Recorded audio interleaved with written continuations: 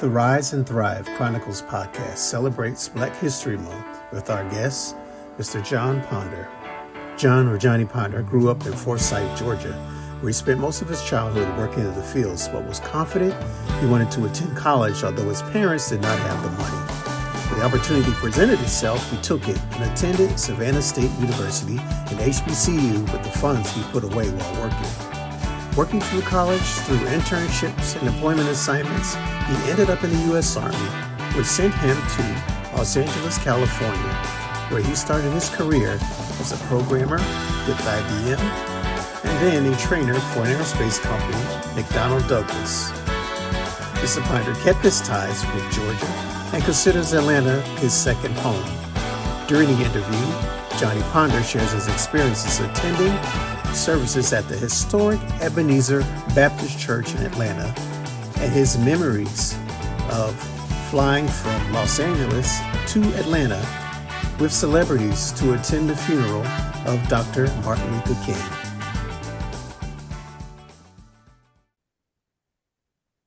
Welcome. The Rise and Thrive Chronicles podcast celebrates Black History Month today with our guest, Mr. John Ponder, who's held many jobs over many years, born in 1934 in Forsyth, Georgia. Mr. Ponder has experienced many times in American history, many things he's seen in the Southern and out west of the U.S. So John Ponder is a longtime member of the Toastmasters, received a college education, taught high school mathematics, served 4 years in the Army, and worked in the aerospace industry during Jim Crow and the Civil Rights era. Today, we learn how Mr. Ponder overcame various racial barriers to achieve many, many successes. Good afternoon, Mr. Ponder. How are you? Great. So as we look at your extensive resume you have here, how would you describe your childhood regarding the tension and the racial interactions at the time during the 30s and 40s? In many ways, I had a good childhood. I had good parents. My mom and my dad they lived together until they both passed away. And so I never had to worry about having a mom and dad like many young children have today. Mm-hmm. But on the other hand, I didn't have that much of childhood because we worked all of the time. Mm-hmm. And children growing up would like to play. And all of the kids I knew living next door to me, they grew up as children until they got older. But with me, I had to put in a lot of work. Mm-hmm. And I see. Mm-hmm. Go ahead. And I became used to working to the point that I made work fun. And that's how I made up for the childhood I didn't have. But we were a religious family, and mom and dad were good. They were good people, wanted to see all of us grow up correctly and stay out of trouble. Mm-hmm. Mm-hmm. And we all managed to do that. So you did attend grade school though. I know you worked a lot, but did you attend school? You attended school. I attended grade school. Had a great teacher in grade school. Okay. And it was my teacher who did such a great job teaching me arithmetic until when I went to college, I had mathematics on my mind. And I majored in math, minored in biology, and did quite well. Mm-hmm. I'm aware of the fact that during that time, many Blacks were not able to complete the 12th grade due to either family crisis or economic pressures. So, did you have that challenge as well? No, I did not. Uh, I had kind of a reverse experience on that. I finished high school. I told my dad on the day of my graduation, I said, I'm going to college this fall. And of course, he said to me, you're not going to college. Mm, Because as far as he was concerned, we can't afford to have you go to college, and I have no money to send you to college. And he just said it outright that you're not going. And I said, yes, I am. He said, no, you're not. And we went through that little routine for a bit. And then I told him that I had money. I had saved up money for me to at least start college. And of course, then he wanted to know, well, where did you get money from? And he didn't know about it. And that went on for a bit. But I went to college that fall and I was there until I finished. okay. And he didn't have to borrow the money to keep me there. Hmm. Hmm. I There was jobs in college, all black college. There was quite a few jobs. And so I got a great job. And I worked with computers and movie projectors and that kind of utilities. And I made money that way to so I could stay in college. Mm. Well, what was the name of the university?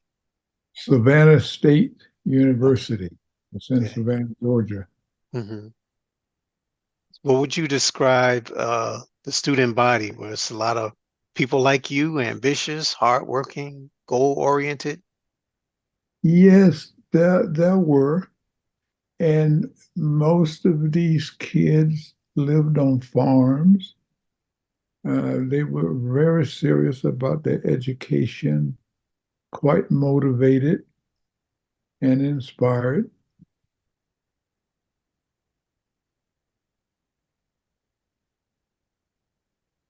And at least all of the kids that I knew and friends of mine, they were there for the full term, for the Hmm. full 4 years. Yes. Hmm. Hmm. Many of them went out and got jobs, teachers, and some became principals of schools and whatnot after finishing. Many of those I kept in contact with. Hmm. So, what was it like? I'm sure everybody from your area might not have went to college. Here you are in this different type of environment. And were you intimidated, nervous at all, or how did you handle it? Well, I was very nervous, very nervous. I was so nervous until it actually affected me more, in my opinion, more than the other kids, because I was afraid to like make speeches or get up before crowds and Hmm. talk about experiences and whatnot.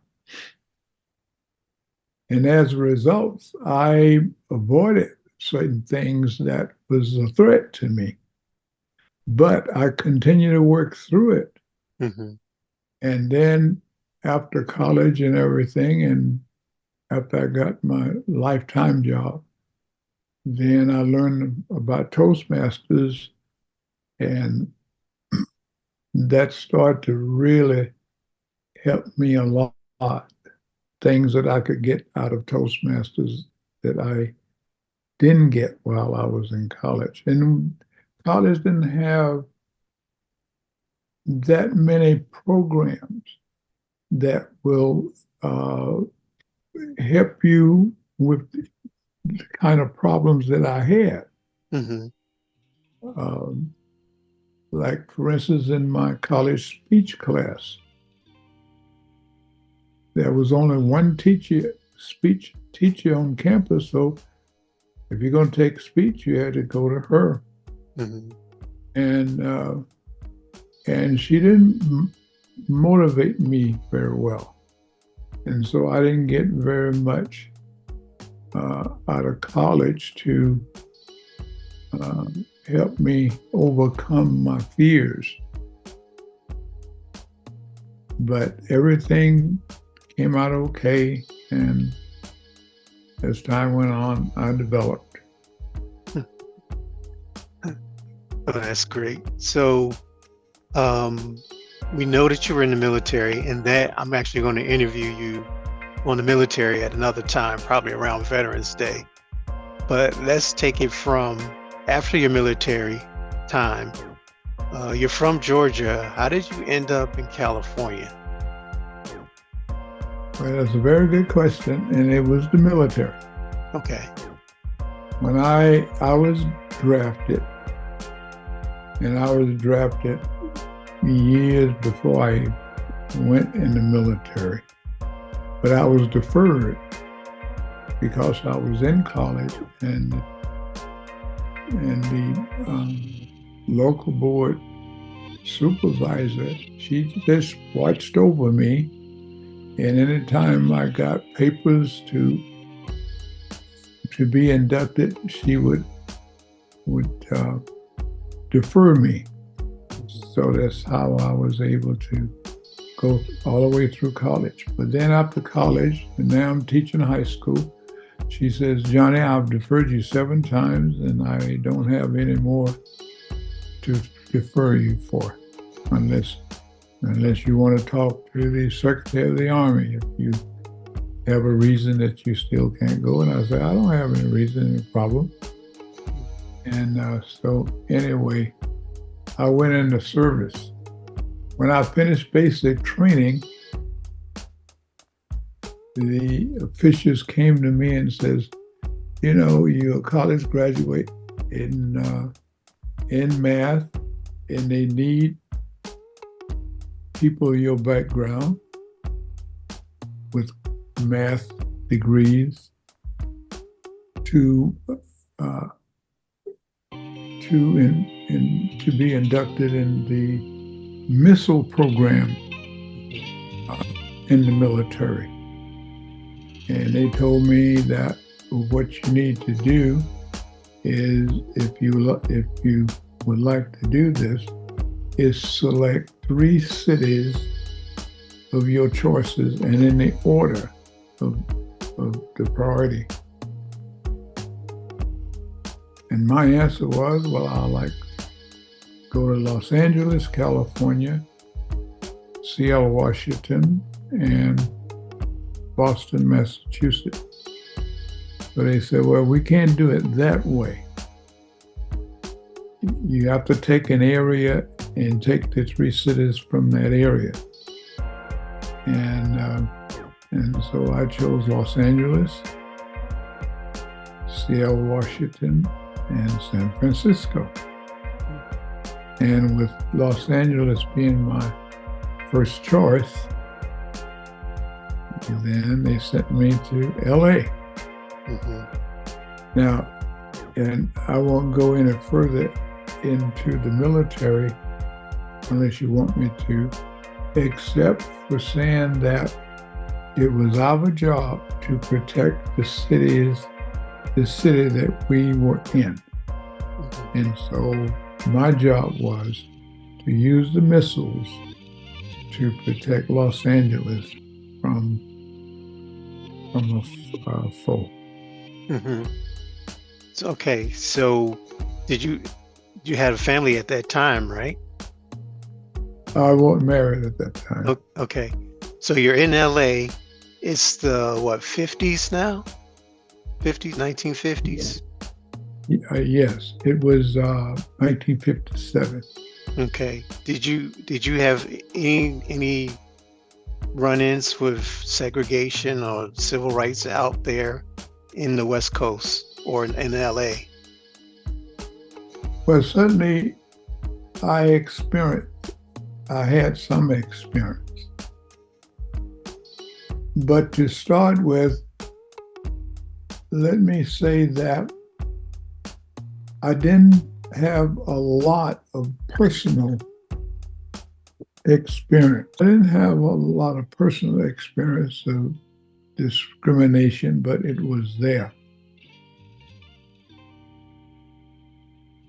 It was definitely there. And it was just um, situations that was going on around you that you witness, you hear on the news, you got to know what it was all about.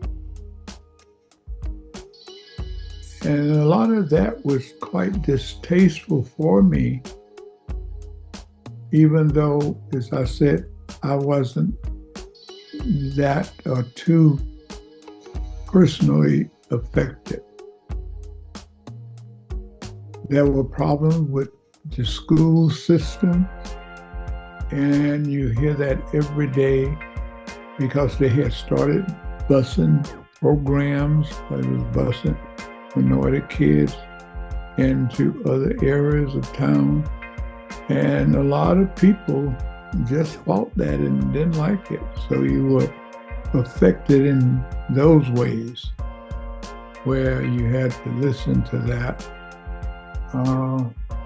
You had to put yourself in the young kid's position, being frightened and threatened by busing program and so on. So it was more of an attitude that people had that caused me to be distraught at times, and wished many times it would go away. Mhm.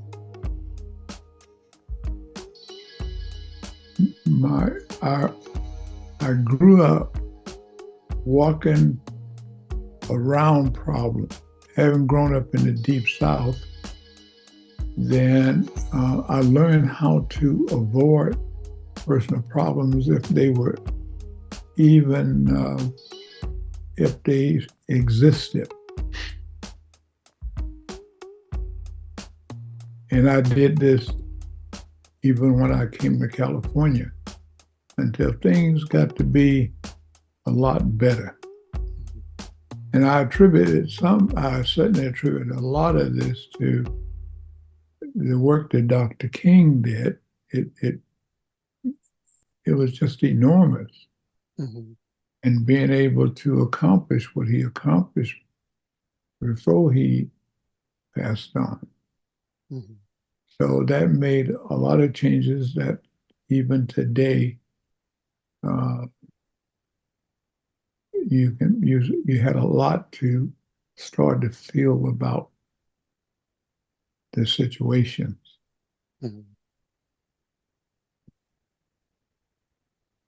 Jobs was that there were problems in many cases with jobs where you just didn't get hired. You ultimately got hired, but you had to uh, go through the process of, looking and trying Mhm. before things got better. So again, where I wasn't personally affected, but it was discrimination up to a point. That was where riots was created. I experienced some of those. And so that was a certain level of fear. And things, of course, changed and changed a lot, and things got really much better. Exactly, how long did it take to see those changes come about? Well, when they, one of the things that, in my opinion, apart from Dr. King, that helped it move along, a lot of minorities got elected to public office. Like, for instance, in Los Angeles, we had our first black mayor, Mayor uh, uh, Bradley, great mayor. I think he was a mayor for like about 16 years. When these things, when this started to happen, and it happened throughout the country, the people on the other side became less fearful of minorities. And so they, in many cases, didn't have any more of a reason to be afraid and be threatened. So that just kind of gradually um, decreased and went away. But some of these problems originated through initiatives, like we had an initiative in California called Proposition 14, I think it was, Prop 14, which was the Fair Housing Initiative. Mhm. And this initiative was predicated upon you as a seller could choose your buyer. You can sell your home to anybody you choose, which also means that you can deny a buyer. You had that privilege. And they had initiatives on that. And it continued to survive for a few more years, where people continue to discriminate in the housing market. Mhm. And that affected me and many people I know, affected us a lot because then you had to pick homes and maybe places where you preferred not to be. Or you often had to pick uh, homes that was far away from your objective. Mhm. But this is the only places you could buy. Mhm. So when you found a place, especially like for you and your family, what was the neighborhood like? Was it everybody just got along, or was it they made you feel that you were different, or everybody just, you know, did their own thing? Yeah, well, again, certainly that changed. But if you moved into uh, white neighborhoods, you just didn't know how it was going to turn out. In some cases, it turned out like, oh, okay. In some other neighborhoods, they preferred that you would not be there. But all of that changed over time. Mhm. Mhm. But you had to have a lot of patience, a lot of endurance to Mhm. handle. Yes. So you would come back to Georgia, I would assume, to see your family. Mhm. And I'm sure you could tell the difference between the two areas. The South back in the 40s and 50s and the West. Mhm.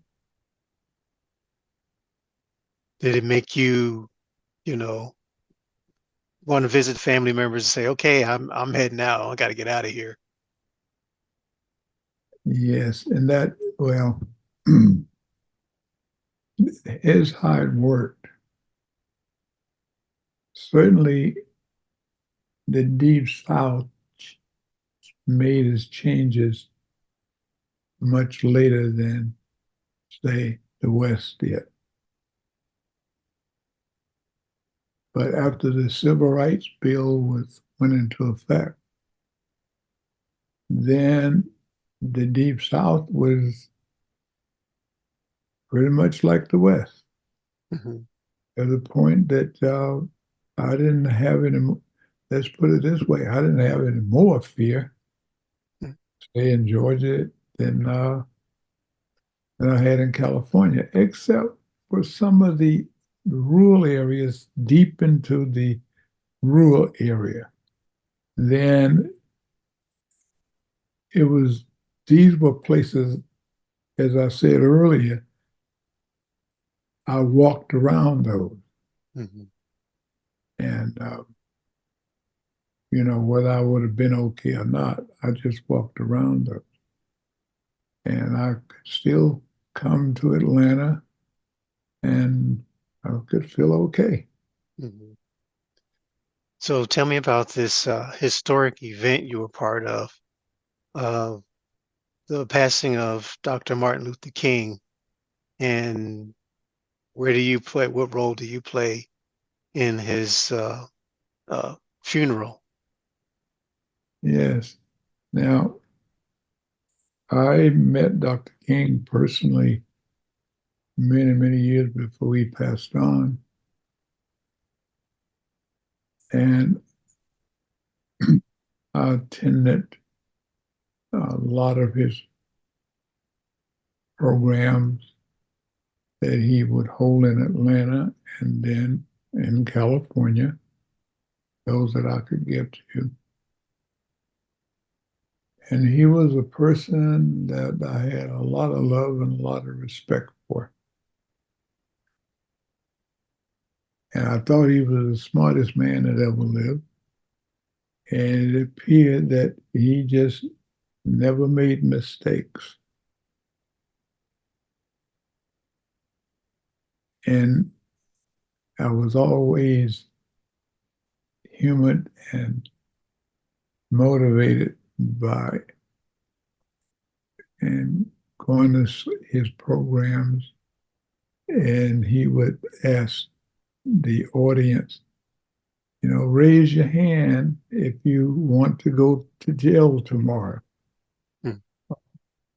How many of you would want to go to jail tomorrow? Raise your hand. Somebody would take your name and whatnot. And that was a great motivation for people. And hands just went up everywhere. Mm-hmm. And very interesting to me. When he died, and certainly I was quite sad about that because I had attended so many of his rallies. And when he died, I says, well, I would love to go to Dr. King's funeral. And there was a move to get people like myself to the funeral. And so Bradley and another gentleman named Billy Mills, they were city councilmen, and they got a plane chartered to take us to Atlanta. Okay. And you were in LA at the time, right? I was in LA at the time. Mm-hmm. So they got a special plane that flew from Hawaii. We loaded on the plane, we filled up the plane, and it flew down to Atlanta. And there was quite a few celebrities on the plane. Barbara McNair, I remember her. Lena Horne was on the plane. Sammy Davis Jr. was on the plane. And and we flew down to Atlanta and we sang almost all the way coming to Atlanta, singing We Shall Overcome. There was some 250, estimate 250 to 300,000 people at the funeral. A lot of dignitaries included Richard Nixon. I heard that General, I think de Gaulle from France, I heard that he was at the funeral. And they had asked the mayor, but not, and the governor, they had asked people, since so many people were coming to Atlanta, asked them to just open up their homes to people and do whatever they could with visitors coming to Atlanta. And it was just almost like a big vacation. People was so happy and so nice, and I was so impressed. And we had 2 services on the day of his funeral. We had one service at his church, Ebenezer Baptist Church. And we had, so this is where the dignitaries and the politicians attended. But they had a second service out at where he went to college, Morehouse College, and on the Atlanta University campus. And they had second service there, just the lawn service, where we just all sitting out on the lawn, on the different lawns.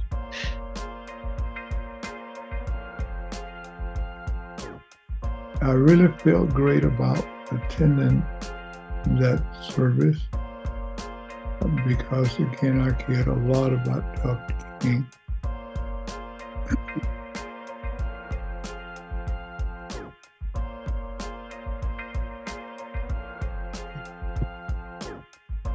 I see. It was definitely a historic time and a big change in the Black community, as well as just in general in America. And just to see all those dignitaries probably from all over the world to come to his funeral was a really special occasion and very historic, to say the least. So as we move on to something else, because I don't want to minimize the things that you have accomplished, like what did you get your degree in, or degrees? My degree was in mathematics, that was my major, and biology. Okay. And I taught high school, I taught both of them, both math and biology. So you went to work in the aerospace industry. Tell us what that was like. Before I went into aerospace, I just got out of the military, and it was during the summer, and I started putting in applications for a job. And I wanted to be a teacher in California. I put in an application, they accepted me, but school wouldn't start until something like September, and this was April. Well, a neighbor of mine who taught at UCLA and another in blockade industry, he taught them. And he said to me, he said, why go into teaching? Industry is more fun. They pay you more, and you should think about that. And so I had this chat with him as to, like what industry and whatnot. He said, well, they're all over Los Angeles, and go into the aerospace industry, and you can go into programming. So I went out the next couple of days and talked to some of the supervisors there at Douglas Company, Douglas Aircraft. Asked them about the programming program, and they said, well, we'll land all programmers today, but you can go into computer operations. They're hiring, and then when programming comes available, you can reapply, but you already have a job. But it certainly sounded good to me. I went out, I took a test.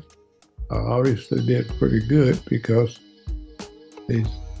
when I got back to my apartment, there was a telegram waiting on me to come in the next day, and they had a job for me. And I worked on this job for something like 36 years. But what I did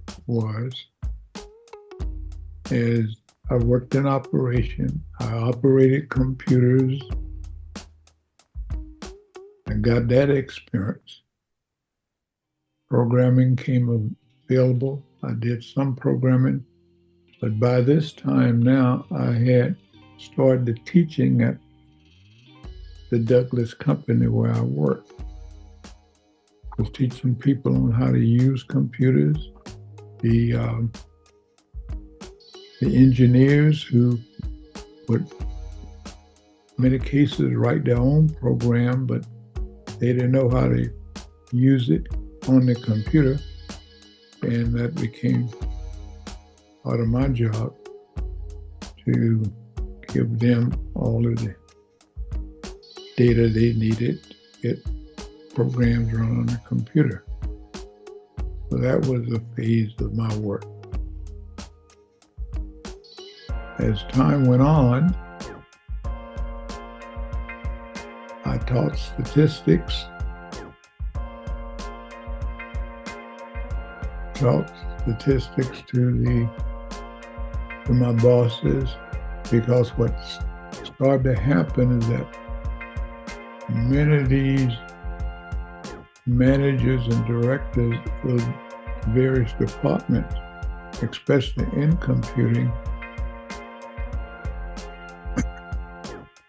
they wanted to be able to do that job from their office. And so they reassigned people like myself to their staff. And then I taught the people in that group, the others in that group, on how to do statistics in order to plot statistics and show input and output computing and so on and so on. And therefore then they would do the graphs. They would plot these statistical graphs and get them ready for the bosses.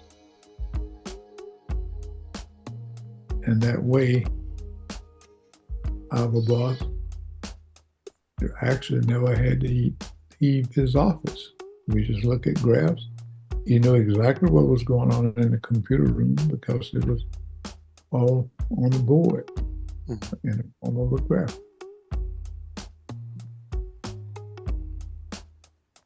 Along with that, after I gained a lot more experience in programming, then a job opened up at the college and I started working part-time at the college, what they call in the evening program and in the Saturday program. And so I taught advanced programming there and advanced operating systems, and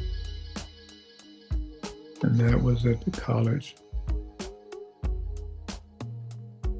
And I taught that along with teaching the same type information at the company. Now Douglas got eventually merged with McDonald in St. Louis, so we became McDonnell Douglas. And then Bowens came along and bought McDonald out. And so I got to work for all three of those. And I retired from McDonnell Douglas / Bowens. But I also got to work 5 years for IBM through what they call an outsourcing program. Well, IBM provided all of the information systems, and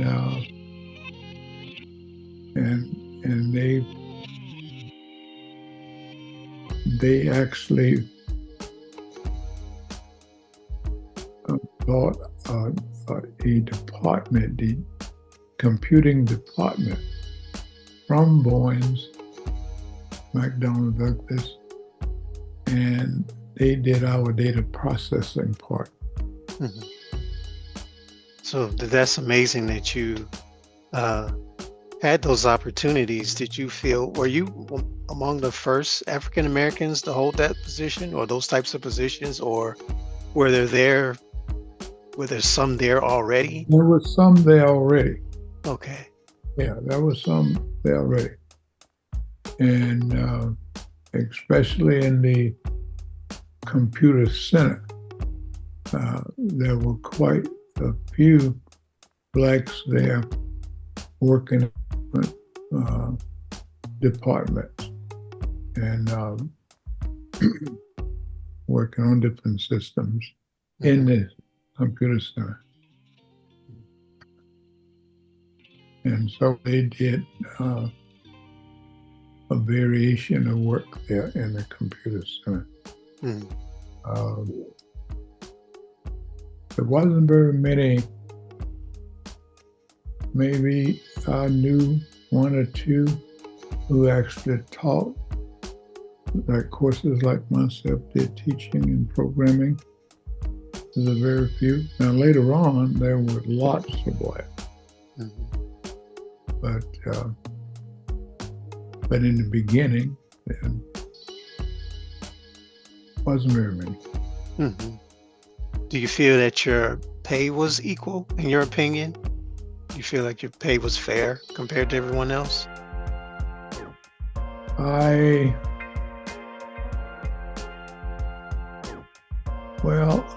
I'm not sure.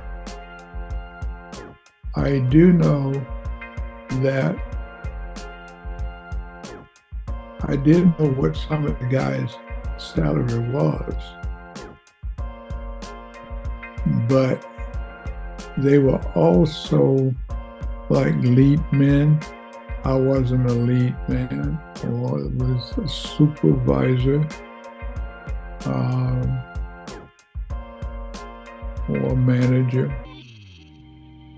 And so they were paid more than me, but whether it was unfair or not, I'm not sure.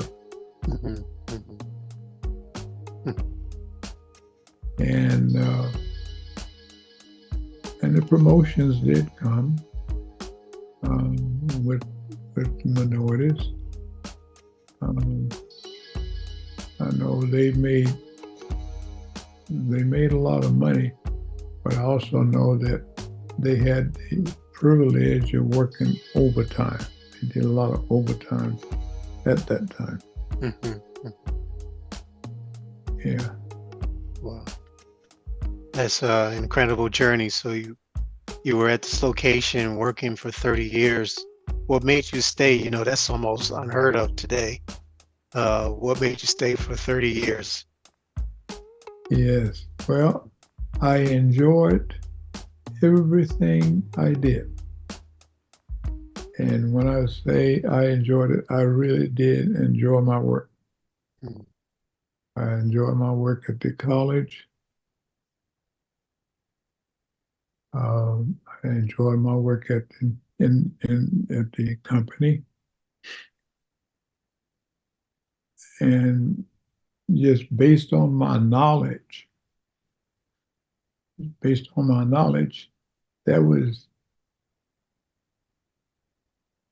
I was hired by many other uh, areas mhm, on like part-time basis. So like TRW, for instance, would hire me just on a Saturday or a Sunday just to train their people so they didn't have to send them out to IBM. mhm, And and so I would go in and train them. mhm, And and they didn't have to leave the company. I just go to that company on the weekend. And I did a lot of that throughout this city of Los Angeles, mhm, teaching at these various companies just a day here and a day there because they needed somebody like me to train the operators and programmers, mhm, and I would just make myself available mhm, as I made work fun. mhm, mhm. So since the Civil Rights Act was signed in 1964, what, this is two questions here. What is the noteworthy changes you've seen in the West Coast? And also kind of describe your overall opinion of your journey living out in the West Coast as a Black male. Yes, I the West Coast is a place of technology. A lot of technology was initiated on the West Coast. And in the city and county of Los Angeles, it was quite prevalent. And being a technically inclined person, this went very well with me to work in these kinds of industry, learn my way in the industry, and be able to do uh, a job. I really enjoyed that part.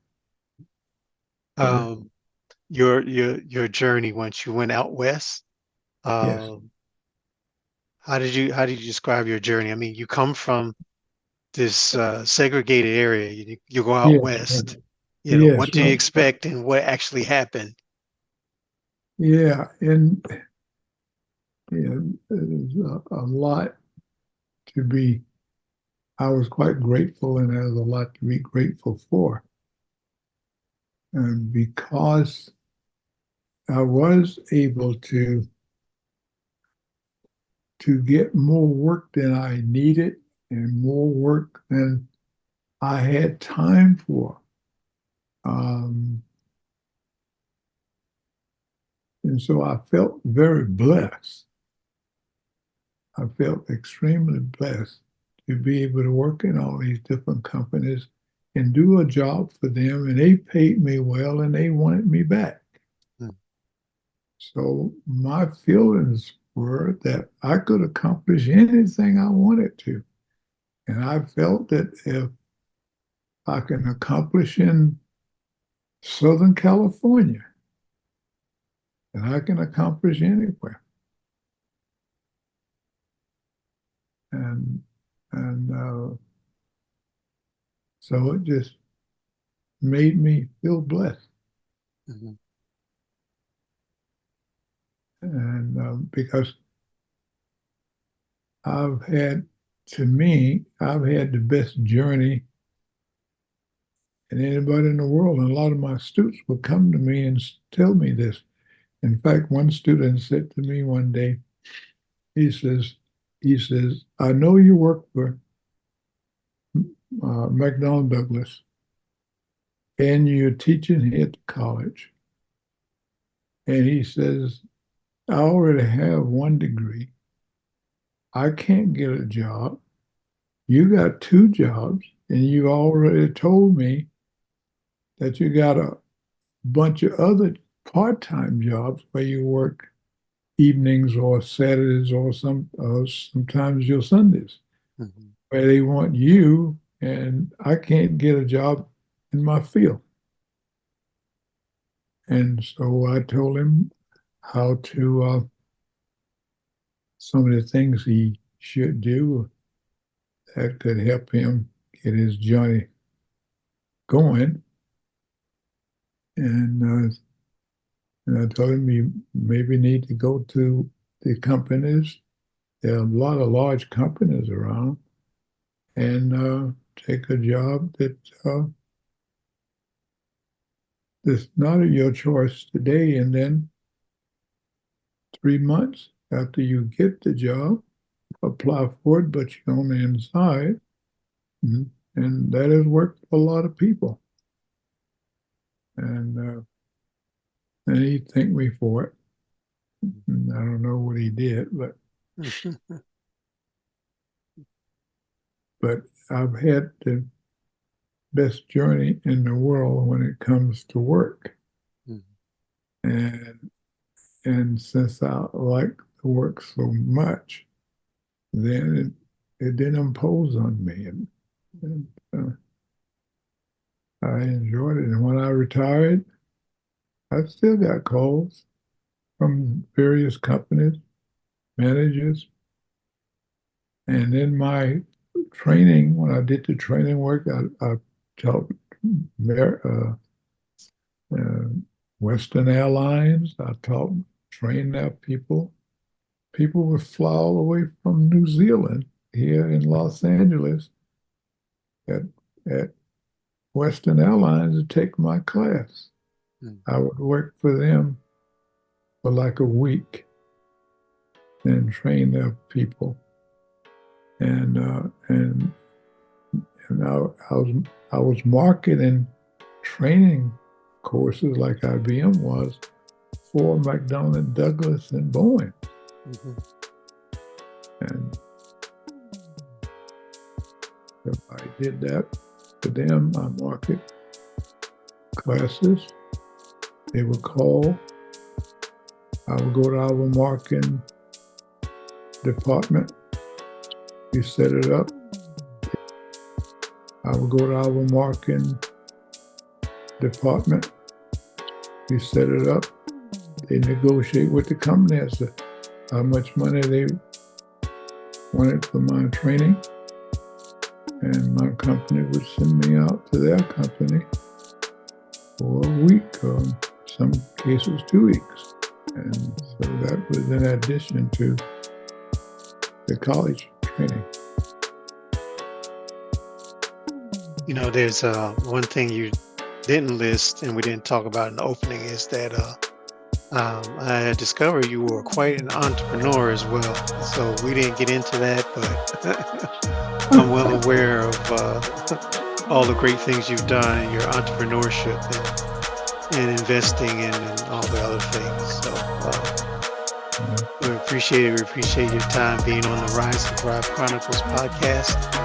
And we wish you, and of course, you know, daughter is like family. So you are too. So it was also nice meeting you for the first time. And with that, we're going to end the podcast. Thank you so much for your time.